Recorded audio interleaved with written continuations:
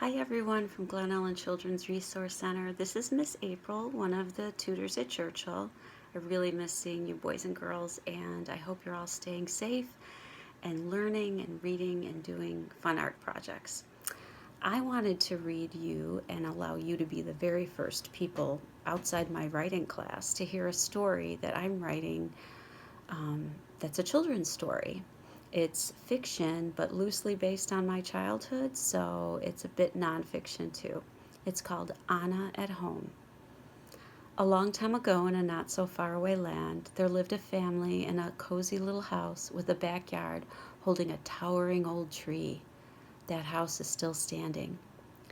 The house is made of brick the color of a robin's wings, and it has a narrow little front porch just right for resting after running bases, reading a book, or having a snack after playing.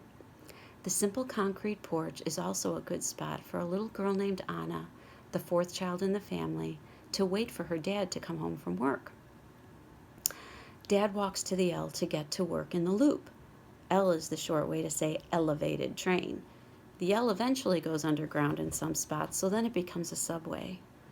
Anna likes the L part better than the subway part because there's nothing much to see out the windows once you are underground. The loop is called the part of downtown Chicago where the elevated tracks loop around. The loop holds many of the office buildings, and Anna's dad works in one of the older buildings on Michigan Avenue. Sometimes Anna's older sisters take her on the L with them to the loop, and they adventure together to visit dad or work, or to go to the beach, or to the art museum. In the evenings, after she helps set the table for dinner, Anna waits with anticipation on the front porch and is the first one to hug Dad and get lifted into the air when he comes home from work. Anna is known as Dad's shadow because she is always following him around, asking him questions, wanting to sit next to him, sharing snacks with him. There's also a back porch on this brick house that you can get to from the kitchen, and it has a screen door to the yard. The back porch is a fun way to be kind of outside but still inside if the weather is cold or rainy. Anna does art projects on the back porch, reads books, builds things, or plays make-believe out there as much as she can. Because there are 5 children and 2 parents living in the house, these porches see a lot of activity and hear a lot of stories. Sometimes the older sisters or brother will stretch the telephone cord onto the back porch and shut the door to the kitchen so that they have privacy when talking to their friends. Anna tries to listen to what they are talking about if she can do it without them catching her. She wants to listen to information for one of her stories.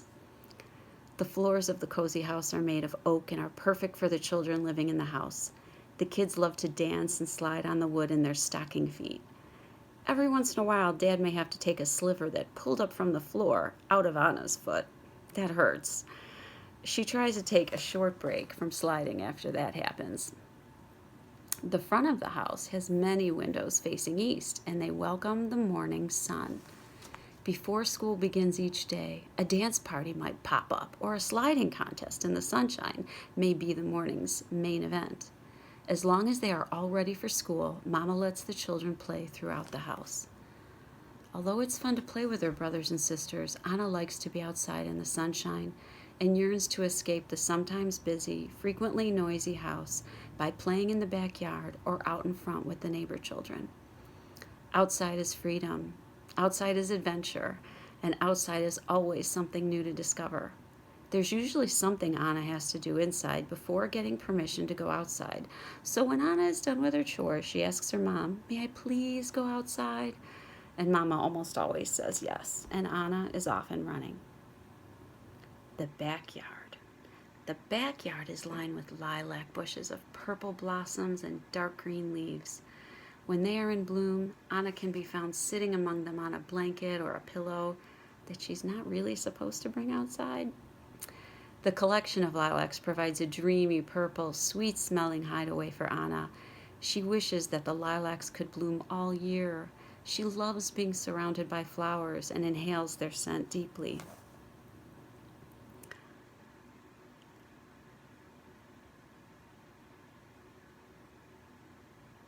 When Anna cuts a bouquet of lilacs for the house, she always presents them to Mama as if she is presenting a winning medal. Mama accepts them humbly and puts them in a pitcher of water.